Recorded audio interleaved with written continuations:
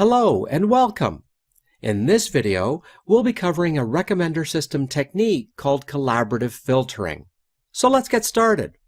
Collaborative filtering is based on the fact that relationships exist between products and people's interests. Many recommendation systems use collaborative filtering to find these relationships and to give an accurate recommendation of a product that the user might like or be interested in. Collaborative filtering has basically two approaches: user-based and item-based. User-based collaborative filtering is based on the user's similarity or neighborhood. Item-based collaborative filtering is based on similarity among items. Let's first look at the intuition behind the user-based approach. In user-based collaborative filtering, we have an active user for whom the recommendation is aimed. The collaborative filtering engine first looks for users who are similar, that is, users who share the active user's rating patterns. Collaborative filtering bases this similarity on things like history, preference, and choices that users make when buying, watching, or enjoying something. For example, movies that similar users have rated highly. Then it uses the ratings from these similar users to predict the possible ratings by the active user for a movie that she had not previously watched. For instance, if two users are similar, or are neighbors, in terms of their interest in movies, we can recommend a movie to the active user that her neighbor has already seen. Now, let's dive into the algorithm to see how all of this works. Assume that we have a simple user item matrix which shows the ratings of 4 users for 5 different movies. Let's also assume that our active user has watched and rated 3 out of these 5 movies.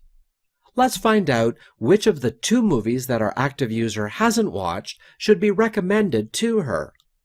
The first step is to discover how similar the active user is to the other users. How do we do this? Well, this can be done through several different statistical and vectorial techniques, such as distance or similarity measurements, including Euclidean distance, Pearson correlation, cosine similarity, and so on. To calculate the level of similarity between 2 users, we use the 3 movies that both the users have rated in the past. Regardless of what we use for similarity measurement, let's say, for example, the similarity could be 0.7, 0.9, and 0.4 between the active user and other users. These numbers represent similarity weights, or proximity of the active user to other users in the dataset. The next step is to create a weighted rating matrix. We just calculated the similarity of users to our active user in the previous slide. Now we can use it to calculate the possible opinion of the active user about our 2 target movies.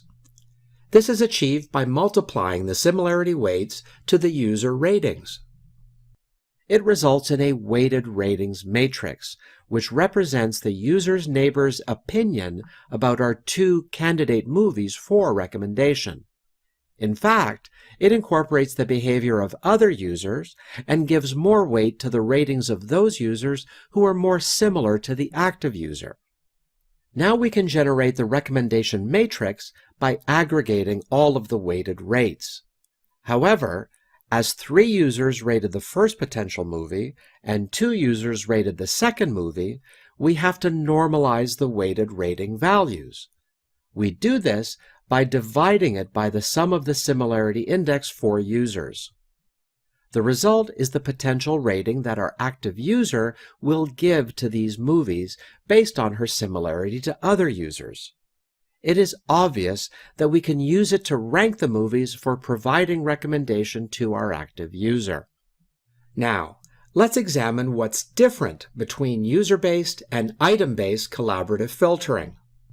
In the user-based approach, the recommendation is based on users of the same neighborhood, with whom he or she shares common preferences. For example, as user 1 and user 3 both liked item 3 and item 4, we consider them as similar or neighbor users. and recommend item 1, which is positively rated by user 1 to user 3. In the item-based approach, similar items build neighborhoods on the behavior of users. Please note, however, that it is not based on their contents. For example, item 1 and item 3 are considered neighbors, as they were positively rated by both user 1 and user 2. So, item 1 can be recommended to user 3 as he has already shown interest in item 3.